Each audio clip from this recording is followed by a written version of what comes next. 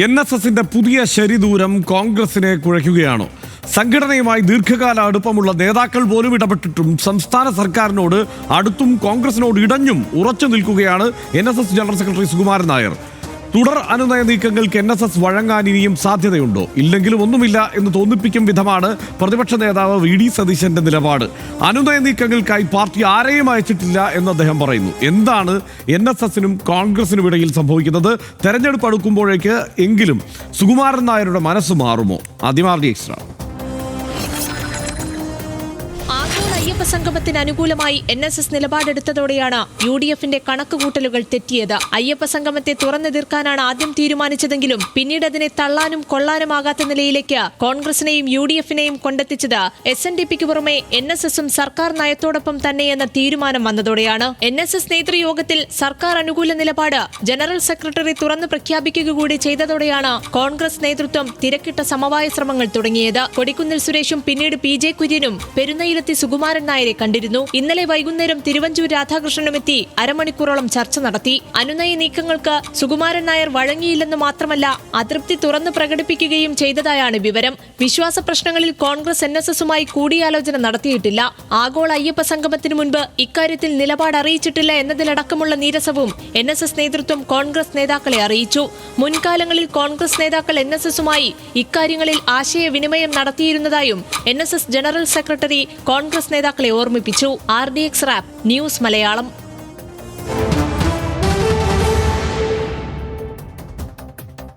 NSSൽ നിന്ന് കിട്ടിയ പ്രതികരണം ആശാവഹമല്ലെന്ന് പ്രതിഫലിക്കുന്നതായിരുന്നു തിരുവഞ്ചൂർ രാധാകൃഷ്ണന്റെ പ്രതികരണം.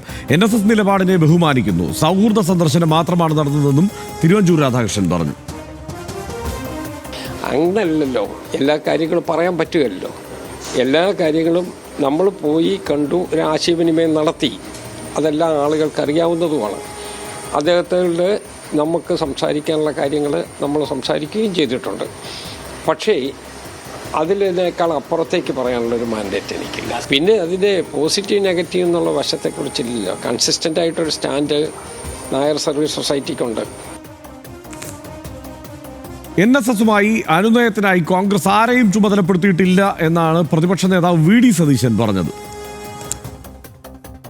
SNDPയുടെ ആസ്ഥാനത്തോ NSSന്റെ ആസ്ഥാനത്തോ അല്ലെങ്കിൽ ഏതെങ്കിലും സമുദായ സംഘടനകളുടെ അടുത്ത് ഒരു നേതാവും പോകുന്നതിനെ വിലക്കിയിട്ടില്ല. ഒരർത്ഥത്തിലും വിലക്കിയിട്ടില്ല. കാരണം അവരെല്ലാവരുമായിട്ട് ഞങ്ങൾ നല്ല ബന്ധത്തിലാണ്. ഒരാളും പോകുന്നതിന് തടസ്സമില്ല. അവരെല്ലാവരും നടത്തിയിരിക്കുന്നത് വ്യക്തിപരമായ സന്ദർശനം. പ്രതിപക്ഷ നേതാവ് VD സതീശനോട് NSS നേതൃത്വം തുടക്കം മുതലേ അകൽച്ചയിലാണ്. കോൺഗ്രസ് ഭൂരിപക്ഷ സമുദായത്തെ പരിഗണിക്കുന്നില്ലെന്ന വിമർശനം കാരണം സതീശനോടുള്ള നീരസമാണ്. വിശ്വാസ പ്രശ്നത്തിൽ കോൺഗ്രസിന് ഉറച്ച നിലപാടില്ല എന്നും സുകുമാരൻ നായർ പറയുന്നു. സർക്കാരിനെ പോലെ ഭൂരിപക്ഷ പ്രീണന നയം കോൺഗ്രസിനില്ല എന്ന് സതീശനും തിരിച്ചടിച്ചിട്ടുണ്ട്. NSSുമായി അടുപ്പമുള്ള കോൺഗ്രസ് നേതാക്കളോടും നയമാറ്റമില്ല എന്ന് തുറന്നു പറഞ്ഞിരിക്കുകയാണ് സുകുമാരൻ നായർ. സംഘടനയ്ക്കുള്ളിൽ എതിർപ്പ് ഉയരുമ്പോഴും സർക്കാർ അനുകൂല നിലപാടിൽ ഉറച്ചു നിൽക്കുകയാണ് NSS ജനറൽ സെക്രട്ടറി. അതേസമയം ഈ കട്ടപ്പ വിളി അവസാനിക്കുന്നില്ല. വിവിധ കരയോഗങ്ങൾക്ക് മുന്നിൽ വീണ്ടും സുകുമാരൻ നായരെ കട്ടപ്പയോട് ഉപമിക്കുന്ന പോസ്റ്ററുകളുണ്ട്. നെയ്യാറ്റിൻകര താലൂക്ക് കരയോഗം ഓഫീസിന് മുന്നിൽ അയ്യപ്പന് മാല ചാർത്തി ശരണം വിളിച്ച് പ്രതിഷേധവും നടന്നു. തിരുവനന്തപുരം ശ്രീവരാഹത്ത് G സുകുമാരൻ നായരെ അനുകൂലിച്ച് ബാനറുകൾ വന്നു. സുകുമാരൻ നായരുടെയും വൈസ് പ്രസിഡന്റിന്റെയും നിലപാട് ധീരമാണ് എന്നാണ് ആ ബാനറുകളിൽ പറയുന്നത്. സനീഷ്, എന്തായാലും ഇതിൽ ഈ കൗതുകവും തീർച്ചയായും ചർച്ചയ്ക്ക് വിഷയമാവുന്നതും തെരഞ്ഞെടുപ്പ് അടുത്ത് വരികയാണ്. 2 തെരഞ്ഞെടുപ്പുകൾ തൊട്ടടുത്ത് വരുന്ന സമയത്താണ് NSS ഇങ്ങനെ ഒരു നിലപാട് സ്വീകരിച്ചിരിക്കുന്നത് എന്നതുകൊണ്ടാണ്. എന്താ തോന്നുന്നത്? ഇത് കൂടുതൽ വളരാനുള്ള സാധ്യതയാണോ? അല്ല, ഇതിപ്പോൾ നമ്മൾ കഴിഞ്ഞ ദിവസം ചർച്ച ചെയ്തതിൽ നിന്നും എന്തെങ്കിലും കൂടുതലായിട്ട് വലുതായിട്ട് സംഭവിച്ചിട്ടില്ല. ആകെപ്പാടെ കുറച്ച് നേതാക്കൾ, കോൺഗ്രസ് നേതാക്കൾ അങ്ങോട്ട് ചെന്ന് കണ്ടിട്ടുണ്ട് എന്ന് ചോദിച്ചാൽ ഹർഷൻ ഇപ്പോൾ പറഞ്ഞു തന്നെയാണ് അതിനകത്ത് ഏറ്റവും പ്രധാനപ്പെട്ട കാര്യം. 2 തെരഞ്ഞെടുപ്പ് വരുന്നു, അതിൽ തന്നെ ലോക്കൽ ബോഡി ഇലക്ഷൻ ആദ്യം വരുന്നു. അവിടെ ഈ NSSന്റെ നിലപാടിന് കുറെ കൂടെ പ്രാമുഖ്യം ഉണ്ടാകുമല്ലോ. ചെറിയ പ്രദേശങ്ങളിലൊക്കെ ഇതെന്താണ് സംഭവിക്കുന്നത്, യഥാർത്ഥത്തിൽ സുകുമാരൻ നായർ ഇടതുപക്ഷത്തിനൊപ്പമാണോ നിൽക്കുന്നത് എന്ന് കണ്ട് വോട്ട് നല്ല നിലക്ക് മാറാനും അറിയാനൊക്കെയുള്ള സാധ്യതയുണ്ട്. അപ്പോൾ അതുകൊണ്ട് സ്വാഭാവികമായിട്ടും കോൺഗ്രസ് കാണിക്കുന്ന ഈ ഒരു സന്ദർശനം അത് ആ നിലക്ക് തന്നെ ഗൗരവത്തോടെ കാണേണ്ടതാണ്. പക്ഷേ സുകുമാരൻ നായർ ഏതെങ്കിലും നിലക്ക് അവരെ കൂടുതലായിട്ട് പ്രോത്സാഹിപ്പിച്ചിട്ടില്ല എന്നത് നമ്മൾ അവരുടെ ശബ്ദങ്ങളിൽ നിന്ന് അറിയുന്നുണ്ട്. പക്ഷേ കോൺഗ്രസ് പോകേണ്ടതാണ്. ഇപ്പോൾ മറ്റൊരു വാർത്ത കണ്ടത്, ഇതിനകത്ത് എപ്പോഴും NSS ആയിട്ടുള്ള പ്രശ്നങ്ങളിൽ ഒരു പ്രധാനപ്പെട്ട കക്ഷിയായി മാറാറുള്ളത്, പിന്നീട് മാറാറുള്ളത് നമ്മൾ കണ്ടിട്ടുള്ളത് മുസ്ലിം ലീഗാണ് അല്ലേ? മുസ്ലിം ലീഗിൻ്റെ നേതാക്കൾ സാധാരണ ഇതിലൊരു സമവായ ചർച്ച, ഒന്നങ്ങോട്ട് ചെല്ലുക പോലും. അപ്പോൾ അവരുടെ ഒരു ഇടപെടൽ കൂടെ ഉണ്ടാകും എന്നാണ് നമ്മൾ പ്രതീക്ഷിക്കേണ്ടത്. ഇതിലിപ്പോൾ ഞാൻ കഴിഞ്ഞ ദിവസവും പറഞ്ഞതുപോലെ സുകുമാരൻ നായർക്ക് എന്തെങ്കിലും തരത്തിൽ ആരെങ്കിലും രണ്ട് മുദ്രാവാക്യം വിളിച്ചാലോ കട്ടപ്പ എന്ന് വിളിച്ചാലോ പെട്ടെന്ന് പേടിച്ച് മുന്നോട്ട് വെച്ച കാല് പിന്നോട്ട് വലിക്കേണ്ടത് യാതൊരു സാഹചര്യവുമില്ല. നമുക്കറിയാവുന്നതുപോലെ അദ്ദേഹം ഞങ്ങളുടെ സമദൂരത്തിൽ തന്നെയാണ്. സമദൂരത്തിൽ നിന്ന് ശരിദൂരം എടുക്കാമെന്നുള്ളതും ഞങ്ങളുടെ സംഘടനയുടെ നേരത്തെയുള്ള നിലപാടാണ്. ആ നിലക്ക് അയ്യപ്പ സംഗമവുമായി ബന്ധപ്പെട്ട് മാത്രം വിശ്വാസ പ്രശ്നത്തിൽ ഇടതുപക്ഷം അവരുടെ നിലപാട് തിരുത്തിയതുകൊണ്ട് ഞങ്ങൾ അതിനെ അനുകൂലിച്ചിട്ടുണ്ട്. അല്ലാതെ ഇതൊരു തെരഞ്ഞെടുപ്പ് കാലത്തേക്കുള്ള വല്ലാത്ത നിലപാട് മാറ്റമാണ് എന്നൊന്നും പറയേണ്ട. ഞങ്ങളങ്ങനെ ചെയ്തിട്ടേ ഇല്ല. അതുകൊണ്ടാണ് ഈ ബജറ്റ് പ്രഖ്യാപനത്തിന് വേണ്ടിയിട്ടുള്ള ഈ സമ്മേളനം, അവരുടെ പൊതുയോഗം, അത് ചുരുങ്ങിയ സമയം മാത്രമേ നീണ്ടു നിന്നുള്ളൂ. അദ്ദേഹം അങ്ങോട്ട് കയറി ചെല്ലുന്നു, ഇവരെല്ലാവരും കൂടി കയറുന്നു, അദ്ദേഹം അത് ബജറ്റ് അവതരിപ്പിക്കുന്നു, ഇറങ്ങി വരുന്നു. നമ്മളിവിടെ കണ്ട ആൾ ഇറങ്ങി വരുമ്പോൾ കോൺഗ്രസ്സുകാരിയായിട്ടുള്ള ഒരു പ്രാദേശിക നേതാവായിട്ടുള്ള ആളുകൾ പോലും NSS ഞങ്ങളുടെ ഹൃദയവികാരമാണ്, അദ്ദേഹം പറഞ്ഞ് ഞങ്ങൾക്കെല്ലാം ബോധ്യപ്പെട്ടു എന്നാണ് പറഞ്ഞത്. ഇതിനകത്ത് എന്തെങ്കിലും പൊതുരാഷ്ട്രീയത്തിനകത്ത് ഇടതുപക്ഷത്തിന് അനുകൂലമായിട്ട് എന്ന നില ഒരു സംഭവം ഉണ്ടായിട്ടുണ്ട്, ഒരു സ്പെക്ടക്കിൾ, ഒരു സംഭവം ഉണ്ടായിട്ടുണ്ട് എന്നതൊഴിച്ചാൽ അതിനകത്ത് കോൺഗ്രസ്സിന് ബുദ്ധിമുട്ടാനുള്ള സംഗതികളുണ്ട്. പക്ഷേ അപ്പോഴും ചെന്ന് തിരുത്തിക്കാവുന്നതേ ഉള്ളൂ. കാരണം തെരഞ്ഞെടുപ്പിലേക്ക് ചെന്നെത്തുമ്പോൾ അവസാന മണിക്കൂറിൽ പോലും ഉണ്ടാകുന്ന കാര്യങ്ങളെല്ലാം ബാധിക്കുമല്ലോ എന്നുകൂടെ സുകുമാരൻ നായർ തന്നെയും പറഞ്ഞു വെച്ചിട്ടുണ്ട്. അതുകൊണ്ട് കോൺഗ്രസ് അവർക്ക് ചെയ്യാനാവുന്നത് ചെയ്യാണ്. ഇനിയും അടുത്ത ദിവസങ്ങളിൽ ആളുകൾ പോകും. അതായത് അദ്ദേഹത്തിൻ്റെ പിണക്കം തുടർന്നാലും NSS general secretary Sukumaran Nair അദ്ദേഹം പിണങ്ങിയ കുട്ടിയായിട്ട് അവിടെ ഇരിക്കുകയും ചായ കൊടുത്ത് ഉടനടി പറഞ്ഞു വിടുകയും ചെയ്യുകയാണെങ്കിലും ഇവർ കൂടുതൽ പേർ അങ്ങോട്ട് പോകും. ഞാൻ കഴിഞ്ഞ ദിവസം നമ്മൾ പറഞ്ഞതുപോലെ NSS UDFൻ്റെ സ്വാഭാവിക സഖ്യകക്ഷിയാണ്. അത് നമ്മൾ മനസ്സിലാക്കണം. സ്വാഭാവിക സഖ്യകക്ഷി എതിരിടുമ്പോൾ അങ്ങോട്ട് ചെന്ന് സന്ദർശിക്കേണ്ടുന്ന ഉത്തരവാദിത്വം അവർക്കുണ്ട്. CPM ഈ പ്രശ്നമില്ല. കാരണം അവരോട് NSS മിണ്ടിയിട്ടില്ലെങ്കിൽ അവരങ്ങോട്ട് പോകാൻ പോകുന്നില്ല. ഇപ്പോൾ നമ്മൾ ഏതെങ്കിലും നേതാക്കൾ, സംസ്ഥാന കമ്മിറ്റി അംഗങ്ങളെല്ലാം കൂടെ ഇന്നും നാളെയായിട്ട് ഇങ്ങനെ പോയിക്കൊണ്ടേയിരിക്കില്ലോ, തിരിച്ചായിരുന്നു സാഹചര്യമെങ്കിൽ. അപ്പോൾ അവർക്കത് ബോണസാണ്. ബാക്കി ഈ പറയുന്ന പോലെ ഇത്തരം സംഗതികൾ ഞാൻ വിചാരിക്കുന്നത്, നമുക്ക് പ്രവചിക്കാവുന്നൊരു കാര്യം, അടുത്ത ദിവസം മറ്റു നേതാക്കൾ കൂടെ അങ്ങോട്ടേക്ക് പോകും. തിരുവഞ്ചൂരൊക്കെ 1-2 തവണ കൂടെ അങ്ങോട്ട് പോയിട്ട് ക്യാമറകൾക്ക് മുമ്പിൽ ഒന്ന് സംസാരിക്കാനൊക്കെയുള്ള സാധ്യത ഞാൻ കാണുന്നുണ്ട്. സുകുമാരൻ നായർ ഈ ഇലക്ഷൻ കഴിയുന്നത് വരെ എന്തായാലും, മീൻസ് ഈ ലോക്കൽ ബോഡി ഇലക്ഷൻ കഴിയുന്നവരെ എന്തായാലും അദ്ദേഹം പറഞ്ഞത് ഞാൻ തിരുത്തിയിരിക്കുന്നു എന്ന മറ്റുള്ളൊരു പ്രസ്താവന നടത്തുകയില്ല എന്ന് തന്നെയാണ് ഞാൻ വിചാരിക്കുന്നത്. അങ്ങനെയല്ലേ? തീർച്ചയായിട്ടും ഈ ലോക്കൽ ബോഡി ഇലക്ഷന് ശേഷം അപ്പോഴത്തെ സാഹചര്യത്തിനനുസരിച്ചായിരിക്കും ശരിക്കൊരു രാഷ്ട്രീയ നിലപാട് പ്രഖ്യാപനം ഒരുപക്ഷെ ഉണ്ടാവുക. കാരണം ഇപ്പോൾ പറഞ്ഞതിൻ്റെ ഒരു അനുകൂല സാഹചര്യം ഇടതുമുന്നണിക്ക് കിട്ടിയിട്ടുണ്ടോ എന്നതൊക്കെ സൂക്ഷ്മമായി നിരീക്ഷിക്കുക തന്നെ ചെയ്യും. അക്കാര്യത്തിൽ സംശയമൊന്നുമില്ല. പിന്നെ ഞാൻ നേരത്തെ പറഞ്ഞത് തന്നെ വീണ്ടും ആവർത്തിക്കുകയാണ്. സുകുമാരൻ നായർക്ക് സ്വാഭാവികമായും അദ്ദേഹത്തിൻ്റെ സമുദായത്തിൻ്റെ പങ്കാളിത്തം എല്ലായിടത്തും ഉറപ്പിക്കേണ്ടത് അത്യാവശ്യമാണ്. ആ പങ്കാളിത്തം എന്നത് അതിൻ്റെ അണികൾ എന്ന നിലയ്ക്ക് അവരുടെ പങ്കാളിത്തം ഏറ്റവും നന്നായി BJPക്കൊപ്പമുണ്ട്, നേതൃത്വത്തിൽ കോൺഗ്രസിനൊപ്പമുണ്ട് ഒരു വലിയൊരു വിഭാഗം പങ്കാളിത്തം. പിന്നെ ഉറച്ച എല്ലാ കാര്യത്തും പണ്ട് നമ്മൾ ആവർത്തിക്കുന്നത്, അന്ന് പറയുന്നത് വീണ്ടും ആവർത്തിക്കുകയാണ്, മന്നത്ത് പറഞ്ഞ ചില ഉപമകളുണ്ടല്ലോ, അതത് സമുദായക്കാർ എങ്ങനെയുള്ളവരാണ് കമ്മ്യൂണിസ്റ്റുകളാകുക, അങ്ങനെ തന്നെ വ്യാഖ്യാനിച്ചു വെച്ചിട്ടുണ്ട്. അപ്പോൾ അത് അങ്ങനെ ആ കാലത്തെ ഉറച്ച നിലപാടുള്ള കുറേ പേർ CPMനൊപ്പമുണ്ട്, അല്ലെങ്കിൽ കമ്മ്യൂണിസ്റ്റ് പാർട്ടികൾക്കൊപ്പമുണ്ട്.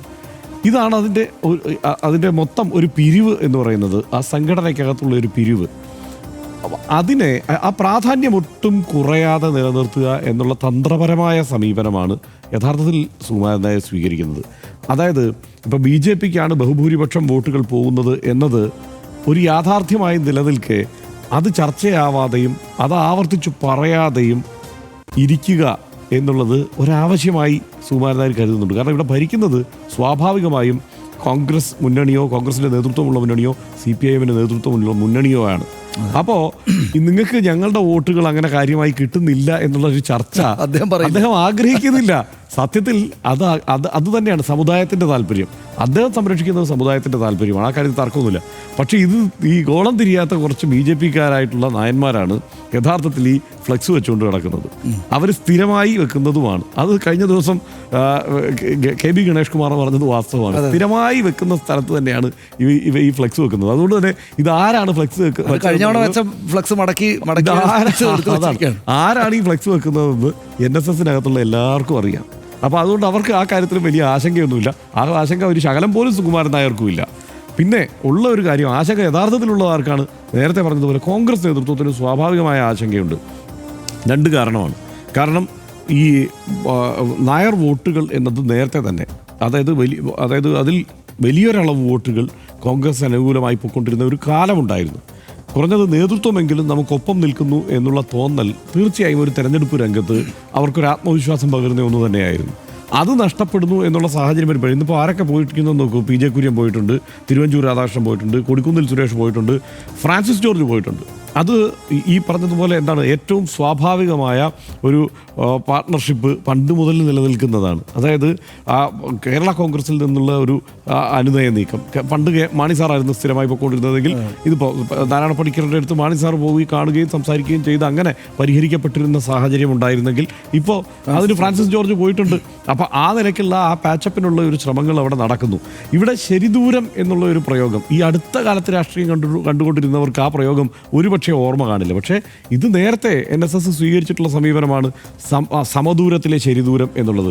ആ ശരിദൂരം പ്രഖ്യാപിക്കുക എന്നുള്ളത് തന്നെയാണ് ഇപ്പോൾ സുകുമാരൻ നായർക്ക് നല്ലത്. മാത്രമല്ല ഇതേക്കുറിച്ച് ശകലമെങ്കിലും ചിന്തിക്കുന്ന ഈ സമുദായ സ്നേഹികളായിട്ടുള്ള ആളുകൾ കരുതുക EWS ഒക്കെ നടപ്പാക്കിയ സർക്കാരിനെ എതിർക്കുക എന്നുള്ളത് സുകുമാരൻ നായരെ സംബന്ധിച്ചും ചെയ്യാൻ പറ്റില്ലാത്ത കാര്യമാണ് ഒരു തെരഞ്ഞെടുപ്പ് കാലത്ത്.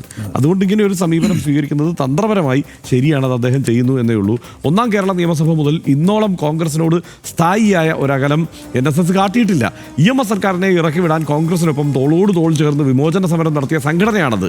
ഇടയ്ക്കെല്ലാം ചിലപ്പോൾ ചില മണ്ഡലങ്ങളിൽ സ്വന്തം താല്പര്യങ്ങൾ മുൻനിർത്തി ഇടതു സ്ഥാനാർത്ഥികളെ ജയിപ്പിച്ചെടുക്കാൻ ഇറങ്ങി പുറപ്പെട്ട ചരിത്രവും ഉണ്ടെന്നത് ശരിയാണ്. പക്ഷേ സ്ഥായിയായ അടുപ്പം NSSന് ചെങ്കൊടിയോട് ഉണ്ടായിട്ടേയില്ല. ചരിത്രത്തിൽ ഇത് ആദ്യമായാണ് ഇടതു സർക്കാരിന് അനുകൂലമായി ഇത്രയും നേരത്തെ തന്നെ ഒരു തുറന്ന നിലപാട് NSS പ്രഖ്യാപിക്കുന്നത്. അങ്ങനെ പ്രഖ്യാപിക്കുമ്പോൾ കോൺഗ്രസും UDFും കുറച്ച് അങ്കലാപ്പിലാവുന്നത് സ്വാഭാവികമാണ്. ഈ ഘട്ടത്തിലും VD സതീശൻ്റെ വാശിയാണ് രാഷ്ട്രീയ കൗതുകം. സാമുദായിക ശക്തികൾക്ക് കീഴടങ്ങില്ല എന്ന കരുത്തുറ്റൊരു പക്ഷത്തേക്ക് സതീശൻ ഉറച്ചു നിൽക്കുകയാണോ അതോ ഈഗോയിസ്റ്റ് വാശിയാണോ എന്നതറിയാൻ അധികം കാത്തിരിക്കേണ്ടി വരില്ല. ആരുടെ വാശിയും നിലപാടും ജയിക്കും അഥവാ തിരുത്തും എന്ന രാഷ്ട്രീയ കൗതുകത്തോടെ വരും ദിവസങ്ങളിൽ വരാനിരിക്കുന്ന സംഭവവികാസങ്ങളിലേക്ക് RDXും ഉറ്റുനോക്കുകയാണ്. ഒരിടവേളയിലേക്ക്